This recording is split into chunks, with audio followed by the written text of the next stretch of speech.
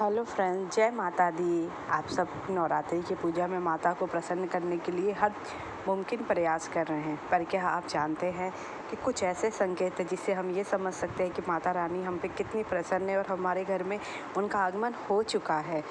मिले ये संकेत तो समझ जाए कि देवी माँ की कृपा आप पे हो चुकी है और माता रानी जल्दी आपके घर में खुशियों और धन धान से भंडार भरने वाली हैं। माता रानी की ओर से अगर ये आपको संकेत मिल रहे हैं तो आप ये बात समझ जाइए।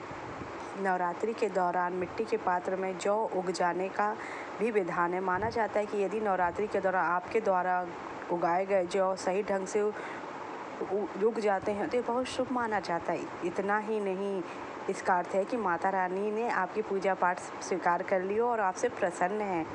नवरात्रि में अखंड ज्योति का भी विशेष महत्व बताया गया है। ऐसी स्थिति में अगर आपके घर में 9 दिनों तक अखंड ज्योति बिना किसी बाधा से चलती रहे तो यह भी शुभ संकेत माना गया। मान्यता है कि माता रानी आप पे प्रसन्न है और आपके जल्दी आपके घर में आगमन होने वाला है। ये सब संकेत आप समझ जाइएगा। इसके अलावा एक विशेष संकेत भी है। माता रानी अगर आपको स्वप्न में आकर किसी व्यक्ति को प्रसन्न होकर अगर माता रानी अगर किसी के भी स्वरूप में माता रानी का अपने स्वरूप अपने सपने में देख लिया तो समझ जाइएगा कि माता रानी ने आपकी पूजा स्वीकार कर ली है और यह शुभ संकेत है। ऐसा कहा जाता है कि नवरात्रि में माँ की जिस पे कृपा होती है उन्हीं को माँ स्वप्न में दर्शन देती है और कृपा करती हैंगी। और हमारे ऊपर अगर माँ की कृपा हो जाए तो और हमें क्या चाहिए, और जल्दी उसके घर में धन धान्य और समृद्धि का आगमन होने वाला है। और माता रानी की कृपा किस भक्त को नहीं चाहिए। लेकिन नवरात्रि के 9 दिनों में आपको कुछ ऐसी चीज़ें भी नहीं करनी चाहिए कि जिससे कि आपकी पूजा खंडित हो जाए।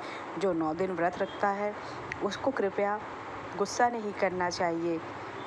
उसको विधि विधान से व्रत का पारायण करना चाहिए। माता की पूजा अर्चना करनी चाहिए। माँ की जोत जलानी चाहिए। माँ के लिए तरह तरह के व्यंजन बनाने चाहिए और माँ के मंत्रों का जाप करना चाहिए कि जिससे उनकी पूजा और किसी भी स्त्री का अपमान नहीं करना चाहिए। इसके अलावा भी माता रानी के चरणों का ध्यान करते हुए ही उनकी उपासना अर्चना करना चाहिए। तो इससे व्यक्ति का व्रत पूर्ण हो जाता है। तभी तो माँ आपको खुश होकर आपको दर्शन देंगी, आपकी हर इच्छा पूरी करेंगी। अगर आपको मेरा वीडियो अच्छा लगा हो तो मेरे चैनल को लाइक करिए, सब्सक्राइब कीजिए, शेयर कीजिए और बेल का आई बटन दबाना ना भूलें। Thank you so much.